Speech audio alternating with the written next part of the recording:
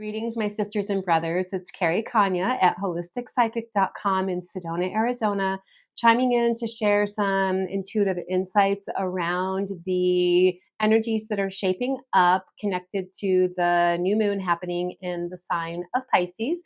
So before we get into the specifics, astrologically speaking, I'm just going to talk about what my intuitive insights are in regard to like where we're at in the wheel of the year and the cycles of power that are sort of interlocking right now.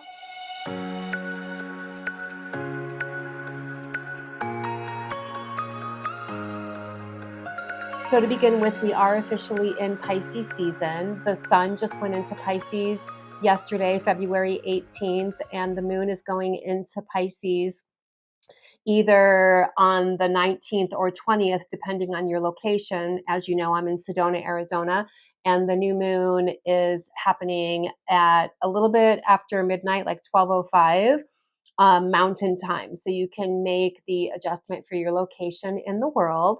Because each new moon, the sun and the moon are connected, they're aligned with each other, they're conjunct astrologically. I look at the sun as being representative of the sacred masculine and the moon being representative of the sacred feminine. So each new moon, we have this opportunity to come into a renewed harmony, alignment, balance within ourselves, within our own inner sacred feminine and our own sacred masculine. Again, the feminine being sensing, feeling, dreaming, being, allowing, holding space, and the masculine being doing, achieving, acting, and manifesting. So we're at this space right now where we can have this taking a moment of bringing these aspects of ourselves into union, unity, with a clear intent in mind. So the mastery teachings of Pisces season are connected to intuiting, dreaming, imagining.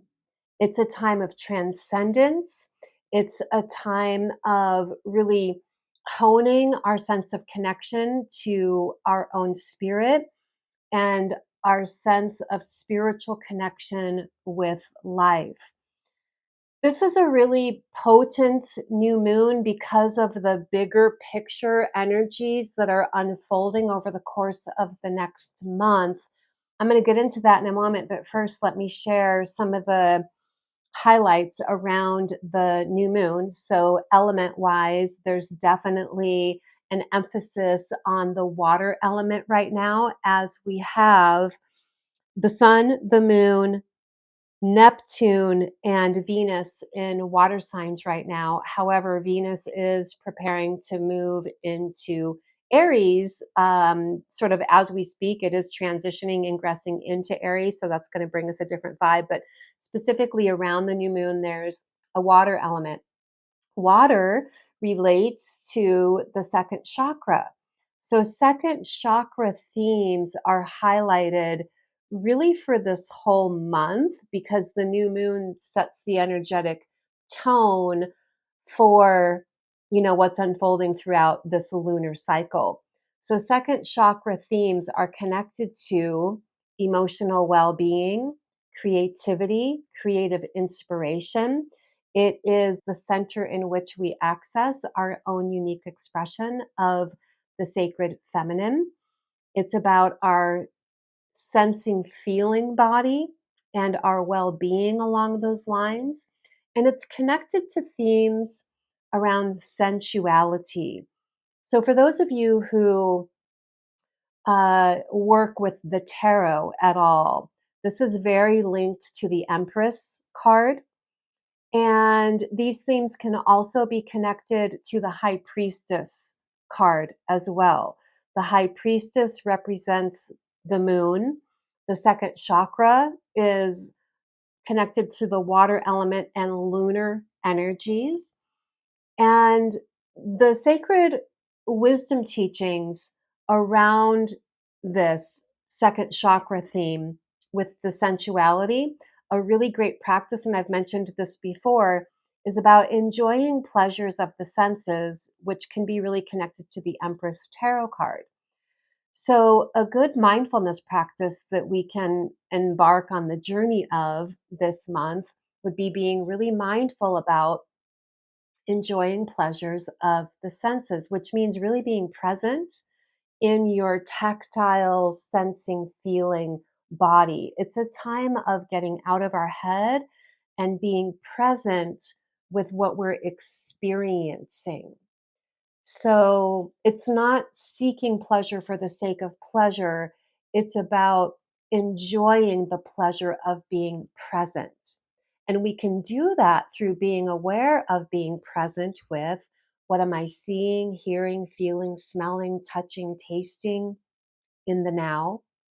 And how can I introduce more fulfillment and pleasure in my life through these activities, which basically comes down to being present. In fact, one of the big wisdom teachings that's connected to the second lunar cycle of the year, which is the one that we're in right now, is all about bringing your highest and best potential to the here and now. So reflecting on that, meditating on that. What am I feeling guided towards in alignment with what feels like my higher calling right now? What do I imagine as being connected to my highest and best potential? And how can I anchor that energy into the now moment, into the here and now? There's also a highlight on the mutable modality astrologically around this new moon, which is about being fluid, being willing to flow with cycles of change. The mutable signs are the signs that happen at the end of each season, and we are approaching the end of winter. In fact, Pisces is the last sign of the zodiac. It's the last sign of winter. We come into Aries next, which is spring. So this is actually the last new moon of winter. The next one we have is going to be the first full day of spring, the day after the equinox. So contemplate what that might mean for you in your life personally, right? So Pisces is connected to resolutions, endings, resolving things. But we're going to take a look in a minute here about how the astrology is prompting us in the direction of having completions, but in preparation for new beginnings.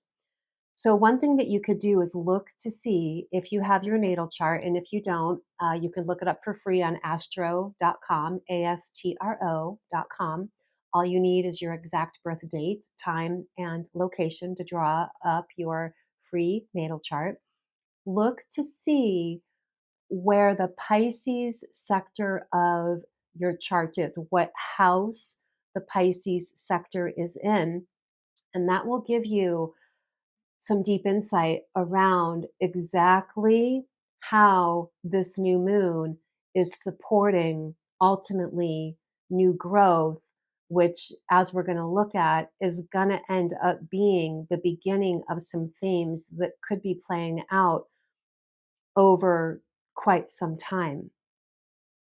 Now, on the astrological level, with the resolvings and awakenings, the endings and beginnings, this is connected to the fact that we have Pluto in the very late degrees of Capricorn, which will actually go into Aquarius on March 23rd, just a few days after the spring equinox. We also have Saturn at the very late degrees of Aquarius, preparing to move into Pisces on March 7th. And we have Venus in the extremely late degrees of Pisces right now, preparing to move into Aries. So the late degrees are about completions. And then this new moon and the sun are both at 1 degree and 22 minutes. So new beginnings. And with Venus preparing to go into Aries as we speak. It's coming into the first degree, so that's new beginnings. There is a sextile connection happening between Pluto, which is transformation, metamorphosis, and Venus right now in alignment with this new moon, which more than likely is going to bring transformation to Venus related themes, which can be relationships with other people, relationship with yourself, relationship with life, things having to do with your values, things having to do with love, beauty, harmony. We're all unconsciously efforting in the direction of increasing or gaining in our sense of internal harmonization. And that's very much a part of this new moon, being that it is in Pisces. So, Pisces themes, again, are connected to intuiting, dreaming, imagining. It's about transcendence and connecting with our spirit, connecting with our sense of connection with spirit in life, in the ethers. Pisces is a lot about the unseen dimensions of life, things that are not visible to the naked eye, which includes emotions. On the low vibration aspect, it could be secretiveness as well. And in Vedic astrology, Pisces represents ashrams, meditation centers, retreat centers. So this is a time really of going within. And with Saturn coming into the picture, this is where I'm going to start talking about these bigger picture themes that are happening. Saturn is getting ready to move into Pisces on March 7th for the first time in 30 years. So this is pretty significant. Saturn is the archetype of mastery. It represents self-responsibility, maturity, reliability, self-discipline. And so when Saturn and Pisces comes together, oftentimes it's about renewing our sense of dedication and commitment to our path. And again, that you can gain more insight on that for you personally based on what house Pisces is in your chart. I'll give an example. This is actually my new moon of the year because I am a Pisces moon in my natal chart, and it's in the 12th house, which is a big part of what gives me my strong psychic ability. So the last time Saturn was in Pisces, and again, this is going to be for my 12th house in my chart, that was a time in my life that I really made some courageous, bold, brave steps to recommit to my spiritual path. And the brave, bold courageousness had to do with walking away from people and situations that were not healthy for me.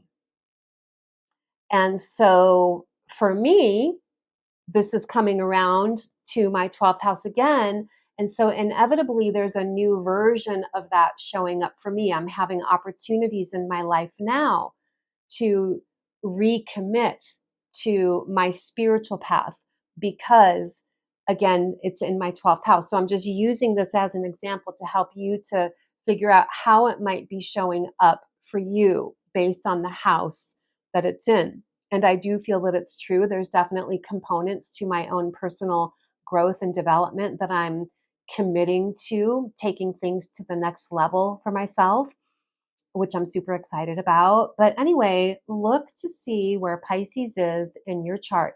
The reason this is important is not only for this new moon, but because Saturn is going to be hitting the degree that the new moon is in right now On the first day of spring, Saturn is going to hit this exact like 1 degree of Pisces, 1 degree, 22 minutes. It's going to happen again on October 3rd of this year and December 5th of this year. So this is why it's really important for us to contemplate and be willing to really anchor in what we imagine as being our highest and best potential into the here and now, because the energies that we choose to embody right now and the intentions and the intent that we set for ourselves now are going to end up being the foundation of profound growth throughout the entire rest of the year, especially because we're getting closer and closer to Pluto shifting into Aquarius, which happens on March 23rd, just a few days after the spring equinox. So the energies now are building to this next wave of superpower energy that's happening around the spring equinox. Again, Pluto being transformation, metamorphosis. So this is just a super empowering time all the way around. The sun and the moon in Pisces and being in Pisces season. This is the month. This is the lunar month to really get clear on what your deepest goals, dreams, ambitions are, especially in regard to the themes connected to wherever Pisces is in your chart. Because with Saturn coming into Pisces, Saturn gives us a boost of being able to experience, create, and or manifest those dreams. Saturn is also very much connected to processes of manifestation. So Saturn coming into Pisces and hitting these degree points that the new moon is in several times this year is really significant and profound. If you are a person who was alive in 1993, look back to see what was going on in your life then. Saturn was in Pisces from 1993 to 1996. Look back to see what types of significant growth oriented transformation happened for you at that time. And this is like a revisiting of that energy this year that really has the potential of setting us on a new trajectory for the next many decades, especially because of Pluto. By the time we get to the end of 2024, Pluto's going to be in Aquarius for 2 decades. Yeah, I really encourage us to embrace the energy of this new moon, really feel into. This is not the time of thinking things through, it's a time of feeling into. And I mean calling as in a true sense of pull, not a calling as in, oh, I think I want to do this or I think I want to do this. It's like, no, what is my soul magnetically drawing me towards? Say yes to those things because Saturn is here to show up and support it in actualizing. Few other astrological things I want to talk about here that are not directly aspecting the new moon, but are happening right now cosmically, astrologically, that are influencing us. So we've got a square happening between Mercury in Aquarius and Uranus in Taurus. Mercury being about mental energy, thinking, communicating, and things like that. Uranus being higher mind, cosmic awareness. Remember, squares are like checkpoints. They can bring a little bit of attention, but it's a tension that's meant to have a positive result.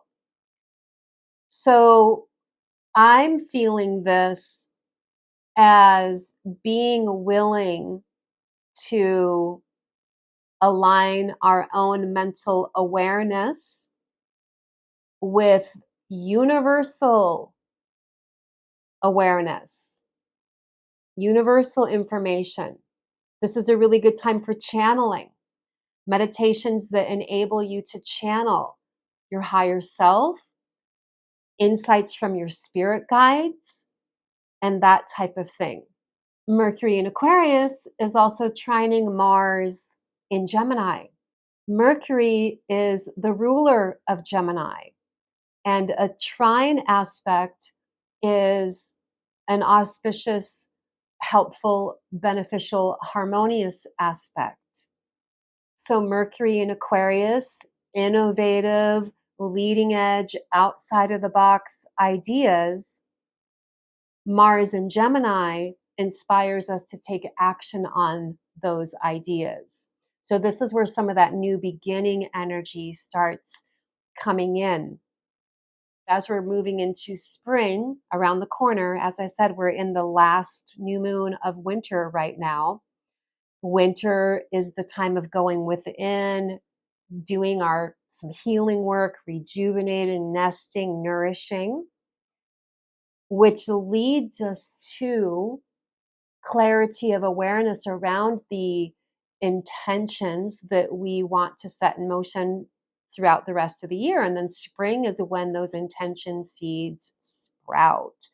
So being that we're at this juncture now where we're just a few weeks away, we're 4 weeks away from spring now, this is really the time to get clear on those intentions. Let those intentions be the soul centered, and then using the power of channeling cosmic awarenesses for yourself,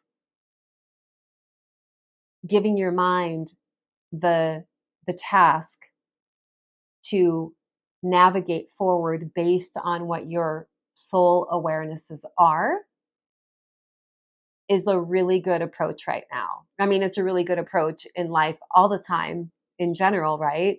But the energy of it is showing up for us now to help us to be able to do that. So for those of you who sometimes feel difficulties in getting out of your head and into your heart space, into your flow, into your intuition, the energy around Pisces season and this Pisces moon for sure can lend its support into having like an integrated, harmonized flow state between soul and mind, which ultimately is what we want. We want the mind, the body, the spirit all to be cohesively aligned and working together. That's when we can really dial into the energetic frequency and state of being that enables us to kind of pop into our highest and best version of reality.